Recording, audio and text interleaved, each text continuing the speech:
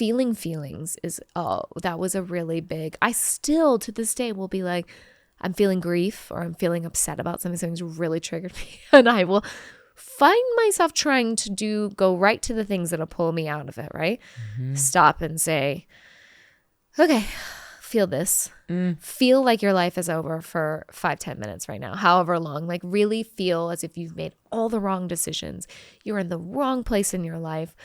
You've messed everything up. Like feel what the grief of your everything would be, right? Feel like what that would feel like. And generally, if I allow myself to really just allow that, then I can start to see that the perspective starts to float in.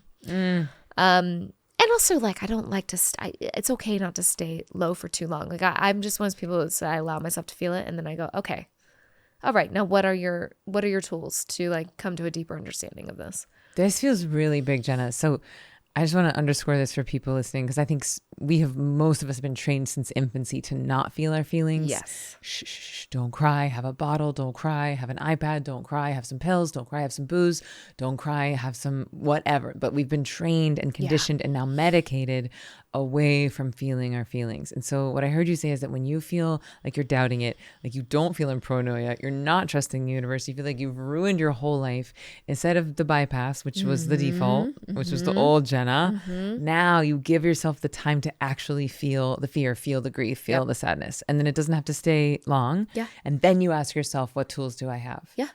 That feels really important, because if we just skip to, oh, I'm going to do breath work, or oh, I'm just going to go meditate, or oh, I'm going to go exercise without feeling the feelings, we're missing a really big part of the process. And I think I saw, and I really saw this, especially during 2020 and all of that. And I saw a lot of the spiritual world really bypassing. Like that was really fascinating for me, was this, because there's this thing about we want to manifest, and people are all about manifesting, but they think you need to feel good to manifest, and you should be in this great high vibration way, which, you know, is not untrue.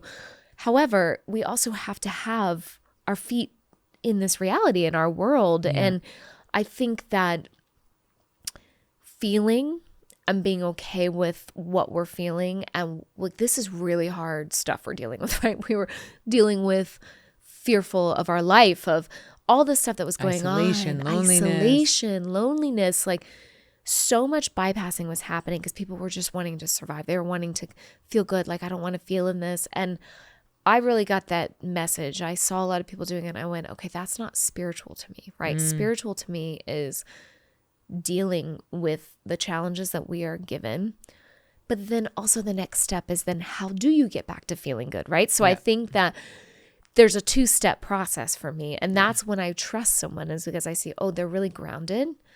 They also understand how to get back in their flow. And that makes me feel safe. When if one person's just like, oh, just, you know, go do this journey, go do this, this, and this, and just don't even give power to the reality of the world. That made me go, you know, we have to have a combination of what's going on, right? There's a balance. So acknowledging what is, feeling what is. Feeling what is a really big, that was a thing that I will admit it, even to this day. Of course. It's like, who wants to feel grief? Who wants to feel rage? No, it's not fun. And then I always had this fear I would get stuck in it, right? Yes. I go, well, then I'll just like go real low in it. But then this is where the trust comes in, is like, you don't ever. Not when you're conscious and like us, and we're people that are going, oh, there's all these tools and things to do. You eventually get out of it. And actually what I'm learning is that how much more energy it takes to not feel the feeling, that actually costs you so much more to pretend that it's not there versus the 90 seconds that it would take to actually just cry the tears. And this is what's so baked into Sacred Secrets. So this new modality that I'm working on is basically teach people to use the most creative force on the planet to manifest their dreams. Yeah. But the thing is, before we can even touch pleasure, before we can even touch creation energy, I have to give people the tools to be able to feel what is. Yeah. It's like if you spent 10 years or 40 years numbing your pain, good luck feeling your pleasure. Yeah.